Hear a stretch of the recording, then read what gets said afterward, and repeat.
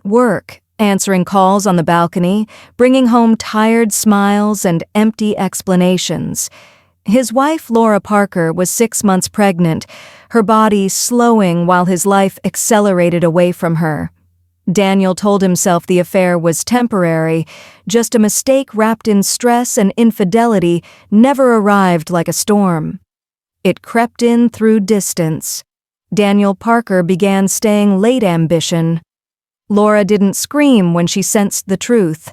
She watched patterns, checked silences, and listened to what wasn't said. When proof finally settled in her hands, she chose dignity over drama.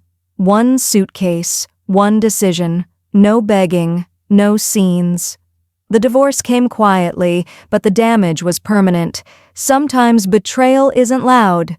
Sometimes it's the slow absence that breaks everything. Comment 1. After the divorce papers were signed, Daniel Parker reduced fatherhood to a transaction. Child support was wired on time, every month, precise and impersonal, as if reliability could replace presence. He told himself Laura wanted distance, that the baby would be better off without confusion. When guilt surfaced, he drowned it in work, flights, and dinners that ended late. Phone calls went unanswered. Visits were postponed, then forgotten. Daniel rehearsed the same excuse. Providing was enough. But avoidance has a cost.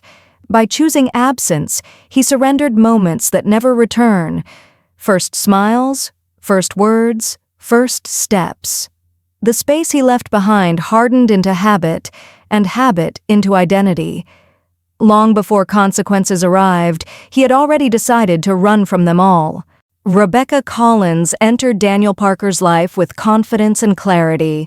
She was intelligent, ambitious, and unapologetically drawn to comfort, status, and control.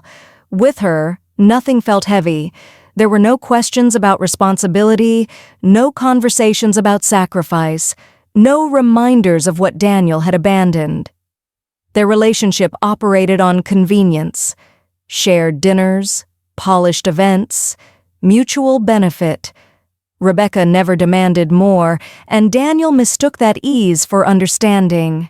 In truth, it was emotional detachment dressed as freedom. He told himself this was what adult love looked like: calm, efficient, uncomplicated. What he failed to see was that nothing was being built. By choosing comfort over commitment again, Daniel repeated the same mistake, running toward what felt easy and away from what required courage. From the outside, Daniel Parker looked successful. The penthouse overlooked the city, weekends meant flights and charity dinners, and photos suggested a life well lived. Yet every night ended in silence. There was no child's laughter, no family routine, no one who truly needed him. Conversation stayed polished and shallow, designed to impress rather than connect. Daniel told himself this was peace, but it was only emptiness disguised as luxury. The illusion cracked when financial pressure arrived. An audit, questioned expenses, deals that suddenly stalled. Stress replaced ease, and the life he had built offered no shelter. As money tightened, so did the smiles around him. The success he trusted revealed its truth. Impressive on the surface, fragile at the core, when pressure finally arrived. When Daniel Parker's stability began to crumble, Rebecca Collins didn't hesitate. The dinners stopped, the trips disappeared, and then she was gone. There was no betrayal, no dramatic exit, only honesty. She had never promised loyalty through hardship, never claimed she would stay when things fell apart. Rebecca loved comfort, not commitment. Losing money meant losing value in her world. Her departure forced Daniel to face a painful truth. The life he built was conditional, fragile, and dependent on appearances. When the foundation cracked, everything collapsed at once, and there was no one left standing beside him. Comment 2 if you're still watching, or leave a below. The diagnosis didn't arrive gently. Stage advanced cancer, urgent treatment, limited time. Daniel Parker heard the words in a quiet office and felt the world narrow to a single truth.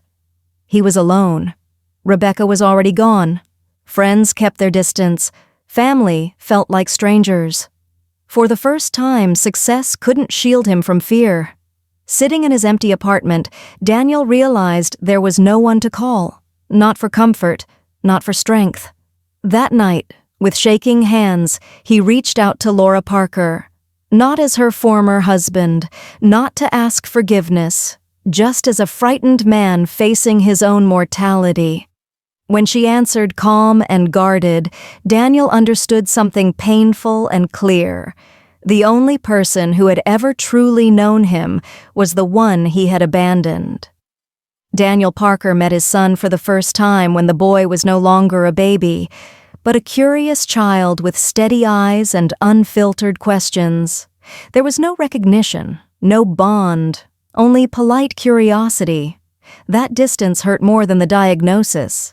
Watching the boy talk, laugh, and cling to his mother, Daniel felt the weight of every moment he had missed. First words, first steps, first fears. Money suddenly felt meaningless. For the first time, he didn't want to provide. He wanted to be present, to listen, to sit beside him, to matter. Time, however, was no longer generous. As his body weakened, Daniel understood the cruel truth. He was learning how to be a father just as life was running out. Laura Parker agreed to let Daniel see their son, but her kindness came with boundaries. She did not reopen old wounds or pretend the past hadn't happened. The love they once shared was gone, and she was honest about that. Still, she chose compassion, not for Daniel's comfort, but for their child's well-being. Laura understood that forgiveness didn't mean reconciliation. It meant allowing space for truth without revenge and dignity without denial. She watched closely, protecting her son while giving Daniel a chance to show up, even if late. In her restraint, Daniel saw a strength he never deserved. This was not a second chance at love. It was permission to end things with humanity, not bitterness. Daniel Parker moved closer to his son with no speeches, no promises, only presence. Life slowed into simple moments, building dinosaur worlds on the living room floor, cheering at small soccer games, sharing quiet dinners that ended early when his strength faded. There were no flights to catch, no deals to close, no places to escape to. For the first time, Daniel stayed. Each ordinary day became extraordinary because it was real. Alex didn't remember luxury or money. He remembered laughter, patience, and a father who finally listened. Daniel knew he was living on borrowed time, but he also knew this. These small memories would outlive him. They were not an apology. They were a legacy. Stay with the story. What comes next will change everything. Daniel Parker passed away quietly, not in a hospital room full of machines, but in a place where his son's laughter still lingered. He was not alone. Before the end, he arranged what little he had left, not as a gesture of wealth, but of responsibility. Everything went to Alex. More important than money was the letter he left behind. In it, Daniel didn't ask for forgiveness. He didn't justify his choices. He admitted his failures with honesty and named the love he had been too afraid to live by. He wanted his son to know one truth above all else, that even though he arrived late, his love was real. And that, in the end, mattered most. Years later, Alex remembered his father clearly, not as a perfect man, but as a man who finally chose truth over comfort. Daniel Parker's life became a lesson written in consequences. Love ignored does not wait, and time wasted cannot be reclaimed. What mattered in the end was not money, status, or success, but presence. Sitting on the floor, listening, staying. This story closes with a quiet warning and a human truth. Real love doesn't impress the world. It holds on when everything falls apart.